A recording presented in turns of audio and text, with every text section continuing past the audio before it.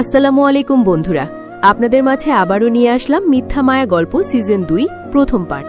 বেশি কথা না বলে গল্প শুরু করা যাক। মেঘলা তার পরিচয় খুঁজে পাওয়ায় সবার খুশি যেন আর ধরে না।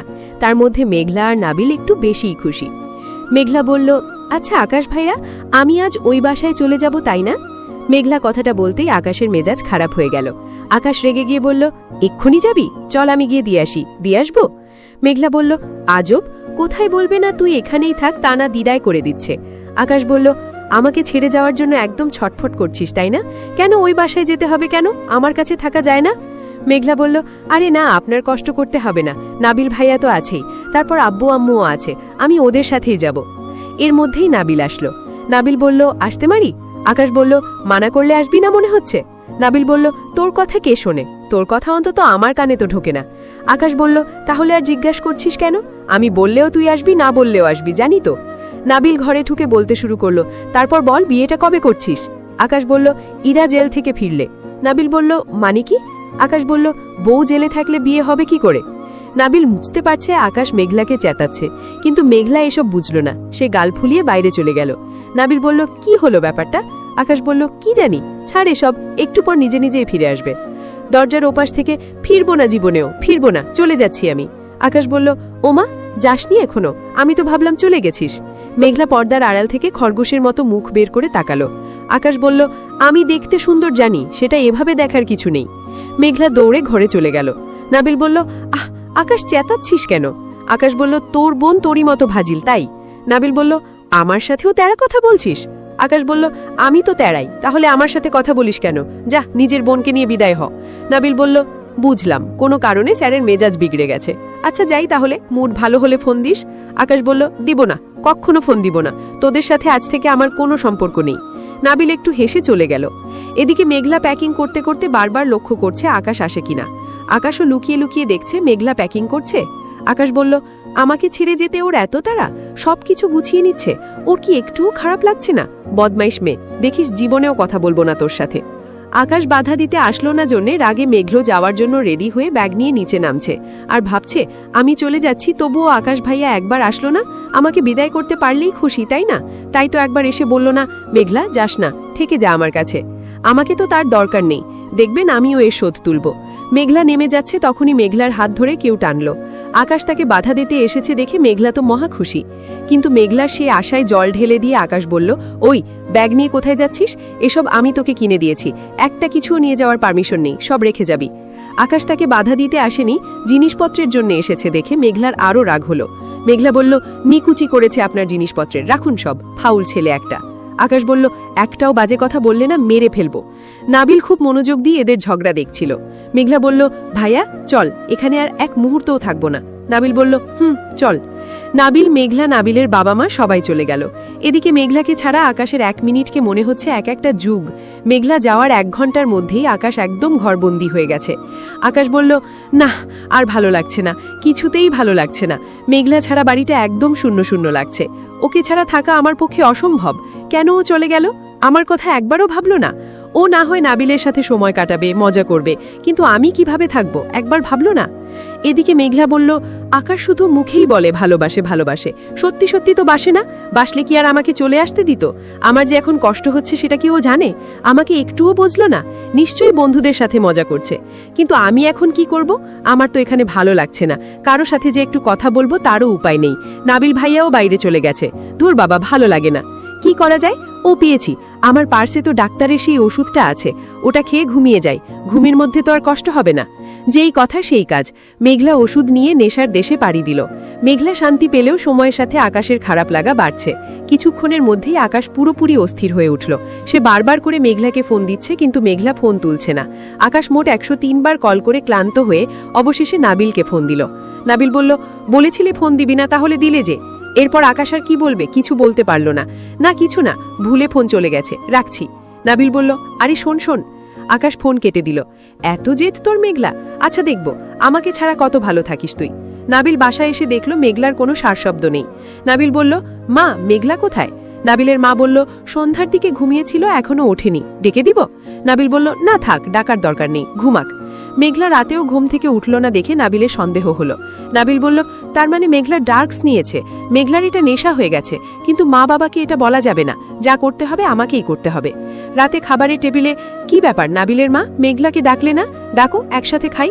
নাবিল বলল, না বাবা থাক না, ডাকার কি দরকার, মেঘলার মনটা একটু খারাপ তাই আসছে না, ডাকার দরকার নেই, আমি ওর ঘরে খাবার দিয়ে আসব। নাবিলের মা বলল, ঠিক আছে। খাওয়া শেষে যে যার ঘরে গেল। নাবিল মেঘলার জন্য খাবার নিয়ে ঘরে গেল। মেঘলাকে অনেক ডাকার পর সে রেসপন্স করলো, কিন্তু সে নেশায় ডুবে আছে, তাই চোখ খুলতে পারল না। নাবিল ব্যাপারটা বুঝতে পারল, এটা নিয়ে মেঘলার সাথে কথা বলতে হবে আর আকাশকেও বিষয়টা জানাতে হবে। আজ থাক, নেশা কাটুক, কাল দুজনকে একসাথে নিয়ে বলবো। নাবিল বেডসাইডে খাবার রেখে চলে গেল। এদিকে রাত 1টা বেজে গেছে, কিন্তু আকাশের চোখে ঘুম নেই। সে মেঘলাকে মিস করছে, তাই আবারও মেঘলাকে ফোনের পর ফোন দিয়েই চলেছে, কিন্তু ফোন তুলছে না দেখে আকাশ এবার ক্ষেপে গেল। মেঘলা, আমার সাথে এত জেদ দেখাস? পরিবার পেয়ে সাপের পিছপাও দেখেছিস তাই না? এতবার ধরে কল করছি তবুও ফোনটা তুলছিস না? দাঁড়া, আমি আসছি, এবার দেখি তোকে কে বাঁচায়। তোর কপালে তো আজ শনি আছে। বলো মেঘলা, আমার সাথে এত জেদ দেখাস? পরিবার পেয়ে সাপের পাঁচ দেখেছিস তাই না? এতবার ধরে কল করছি তবুও ফোনটা তুলছিস না? দাঁড়া, আমি আসছি, এবার দেখি তোকে কে বাঁচায়। তোর কপালে তো আজ শনি আছে। আকাশ আবারও মেঘলাকে ফোন দিল। অনেকবার ফোন বাজার পর মেঘলার চেতন হলো। অনেকক্ষণ আগে ড্রাগস নেওয়ার নেশা অনেকটাই কেটে গেছে। ফোনের আওয়াজে এবার মেঘলা উঠে বসল, কিন্তু ফোনটা হাতে নিতে নিতে কলটা কেটে গেল। ফোনটা হাতে নিয়ে মেঘলা নিজের মাথার চুল নিজে ছিঁকতে ইচ্ছা করছে।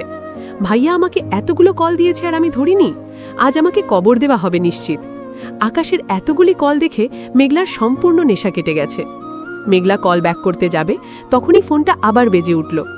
ভয়ে মেঘলার গলা শুকিয়ে গেছে। মনে মনে দোয়া পড়তে পড়তে ফোনটা ধরে বিছানা থেকে নেমে দাঁড়ালো। মেঘলা আমতা আমতা করে বলল, ভাইয়া। অপর পাশ থেকে বলল, আমি কে, এখন কি সেটারও পরিচয় দিতে হবে? মেঘলা বলল, আরে না না, সেটা নয় আসলে। আকাশ বলল, তোর আসল নকল তোর কাছেই রাখ, এখন কথা না বলে বেলকনি দিয়ে নিচে নাম। মেঘলা বলল, মানে? আকাশ বলল, মানে দেখা করব। মেঘলা বলল, এখন কিভাবে? আমি যেভাবে এসছি সেভাবে বলতে বলতে আকাশ মেঘলার ঘরে ঢুকল। আকাশের গলা শুনে মেঘলা চমকে উঠে পিছনে তাকালো। নিজের সামনে আকাশকে দেখতে পেয়ে ভয়ে চুপসে গেল মেঘলা। ফোনটা হাত থেকে পড়ে গেল। মেঘলা মনে মনে ভাবছে, আজ তোকে বাঁচাবে মেঘলা, তুই তো আজ শেষ। আকাশ ভাই যে পরিমাণ অধৈর্য আর বদরাগী, সে আজ আমাকে এতবার কল দিয়েছে, তারপরে এই রাতের বেলা বাসায় এসেছে, তার মানে কতটা ক্ষেপে আছে সেটা অনুমান করতে চাওয়াটাও বোকামি। কিভাবে সামলাবো? কেন ফোন ধরিনি? প্রশ্নের কি উত্তর দেব? যদি বলি ইচ্ছে করে ধরিনি, এক্ষুনি গলা টিপে মেরে ফেলবে। আর যদি বলি ওষুধ খেয়েছিলাম, তাও আবার ওই ওষুধটা, তাহলে তো আমাকে মেরে লাশটাকে এত ছোট ছোট করে টুকরো করবে যে মা বাবাও চিনবে না। আজ আর বাঁচার কোনো উপায় নেই। আকাশ ফোনটা কান থেকে নামিয়ে পকেটে রাখতে রাখতে গিয়ে বিছানায় শুয়ে পড়ল। আকাশ বলল, কিরে, স্ট্যাচু হয়ে গেলি কেন? আকাশের কথায় মেঘলা ভাবনার জগৎ থেকে ফিরে আসলো। মেঘলা বলল, কোনোভাবে ব্যাপারটা ধামাচাপা দিতে হবে। মেঘলা আকাশের কাছে এসে নিজের 30 দাঁত বের করে জোর করে হাসির ভান করে বলল, ভাইয়া তুমি এখন এখানে কি করে আসলে? আকাশ মেঘলার কথায় অবাক হলো, তারপর বলল, এই বাসাটা আমার অনেক আগে থেকেই চেনা।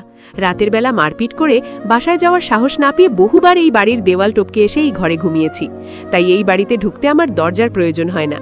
মেঘলা বলল, ও আচ্ছা, ভালো হয়েছে এসেছে। তা কি খাবে বলো, কফি করে নিয়ে আসি? আকাশ বলল, হ্যাঁ ঠিকই ধরেছিস, আমার বাসায় তো কফির খুব অভাব, তাই মাঝরাতে দেওয়াল টপকে তোর বাসায় আমি কফি খেতে এসেছি। মেঘলা বলল, আমি তা বলিনি। আচ্ছা তুমি বসো, আমি নাবিল ভাইকে ডেকে আনি। আকাশ বলল, মেঘলা তুই কি জানিস তুই আবল তাবল কথা বলতেছিস? মেঘলা ভয়ে জীবন যায় যায় অবস্থা, মুখ দিয়ে যা আসছে তাই তো বলছি। কেন ভাইয়া, কি বললাম? আকাশ বলল, আমাকে তুই তুমি করে বলা শুরু করলি কবে? আসার পর থেকে দেখছি আমাকে তুমি করে বলছিস। মেঘলা বলল, আরে তাই তো, কি করছি এসব, টেনশনে সব গুলিয়ে গেছে, ভুলের উপর আবার ভুল, আজ আর রক্ষা নেই। আকাশ বিড়বিড় করা বন্ধ করে ড্রেস চেঞ্জ কর, বাইরে যাব। মেঘলা বলল, এখন বাইরে যাব? আকাশ বলল, এক কথা দুবার বলি না। মেঘলা বলল, ও এখানে মারলে নাবিল ভাই মা বাবা এসে বাধা দিবে তাই না? আচ্ছা আমাকে কি খুব মারবে? আকাশ বলল, ঘুম পাচ্ছে আমার। মেঘলা দৌড়ে এসে আকাশের পাশে বসল। খুব ভালো কথা, তো আমি মাথায় আত বুলিয়ে দিই? আকাশ বলল, অনেক দরদ দেখিয়েছিস, আর না, যেটা বলেছি সেটা কর। আমি ঘুমিয়ে যাওয়ার আগে ড্রেস চেঞ্জ করে আয়।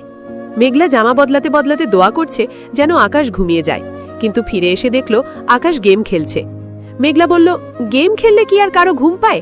আজ আমাকে শাস্তি পেতেই হবে, আর কোনো বুদ্ধি নেই। আকাশ বলল, এসেছিস, চল যাই। মেঘলা বলল, এদিক দিয়ে কোথায় যাচ্ছেন? চলুন সিঁড়ি দিয়ে যাই। আকাশ বলল, বেশি কথা ভালো লাগে না, আমি যেভাবে যাচ্ছি তুই ঠিক সেভাবেই আয়। আকাশ তো ব্যালকনির কার্নিশ ধরে তারপর একটা পাইপে হাত রেখেই নেমে গেল, কিন্তু মেঘলা বারবার নিচের দিকে দেখছে। মেঘলা বলল, এভাবে মারার প্লেন ছিল, মেরে ফেলতো সেটা কথা ছিল না, কিন্তু এখন কোমরটা যে ভাঙবে তার কি হবে? আকাশ নিচ থেকে ইশারা করছে। মেঘলা বলল, ধুর বাবা, কি সব দেখাচ্ছে, কিছুই তো বুঝতে পারছি না। সবাই জেগে যাবে তাই আকাশ কথা বলছে না, শুধু হাত দিয়ে দেখাচ্ছে। মেঘলা বলল, কি বলছেন বুঝতে পারছি না তো, কি করব, লাফ দিব? আকাশ হাত নাড়ছে। মেঘলা আর কিছু না বলে চোখ বন্ধ করে দিল এক ঝাঁপ। মেঘলার কাণ্ড দেখে আকাশ থেকে পড়ল। আকাশ বলল, কি করলি এটা? মেঘলা বলল, আপনি তো বললেন লাফ দিতে। আকাশ বলল, আমি ঝাঁপ দিতে বলিনি, ঠিকঠাকভাবে নামতে বলেছিলাম। মেঘলা বলল, মুখে না বললে বুঝবো কি করে, যা বুঝেছি তাই করেছি। আকাশ মেঘলাকে কোল থেকে নামাতে নামাতে বলল, আচ্ছা ধরে নিলাম আমি তোকে লাফ দিতে বলেছি, তাই বলে এত উপর থেকে তুই লাফ দিবি? তোর কি নিজের মাথায় কোনো বুদ্ধি নেই?